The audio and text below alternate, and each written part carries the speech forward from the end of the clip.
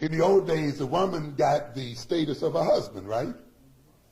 So she didn't have to do anything but what? Marry the guy. So if he was what? Big time, she was big time because she was his wife. Even though she might not have what? Done anything herself.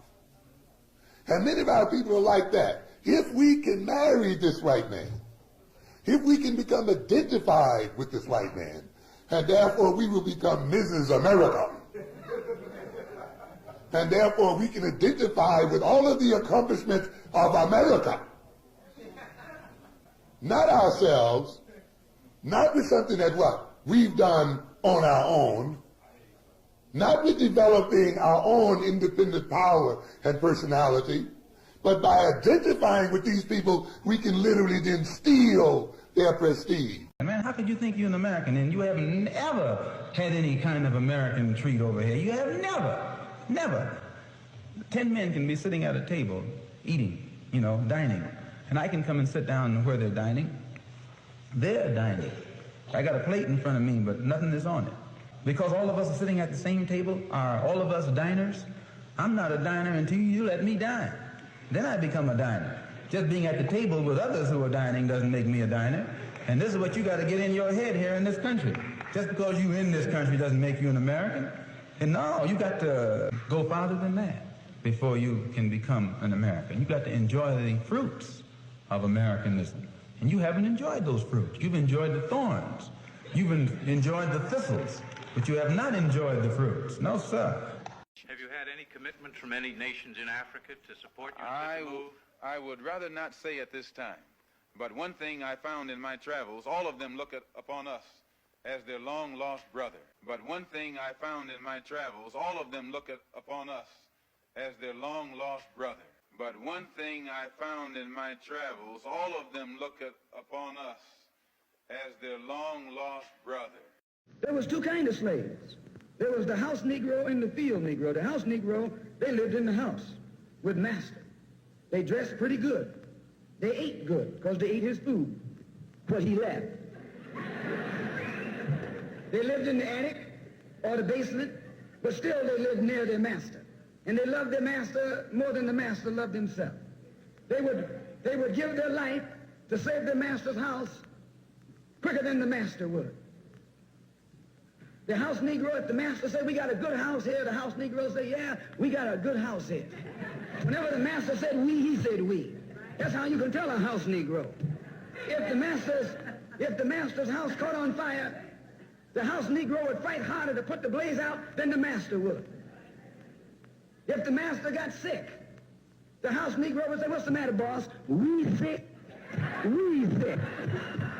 Identified himself with his master more than his master identified with himself. We're Africans in America. There's nothing American about us.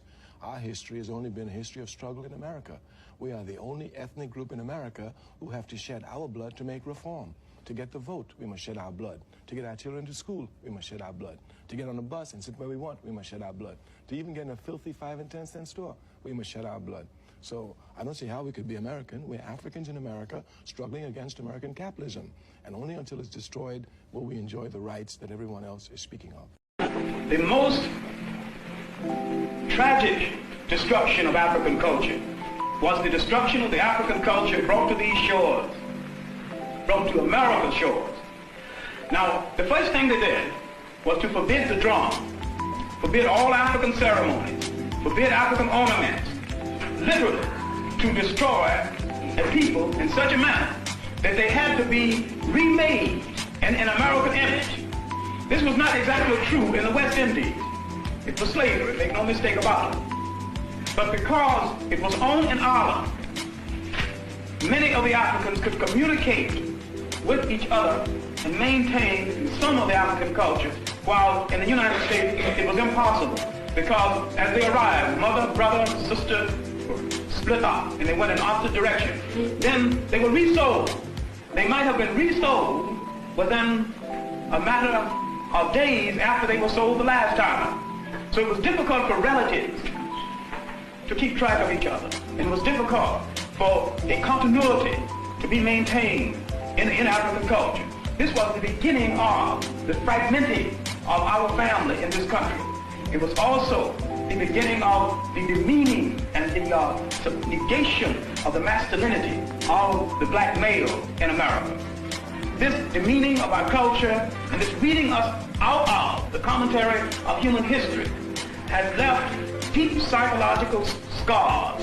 What we are trying to do now is a massive job of rebuilding the inside, the spirits, the hopes, the history, the culture of a people. We're trying to restore those values that have been taken away.